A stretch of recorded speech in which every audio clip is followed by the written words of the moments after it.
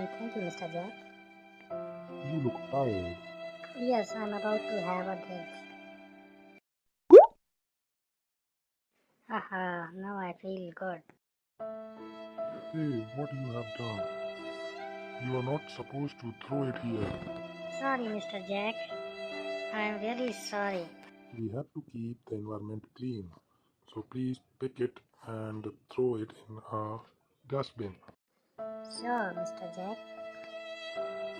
This is a lesson for me. We should not throw things here and there.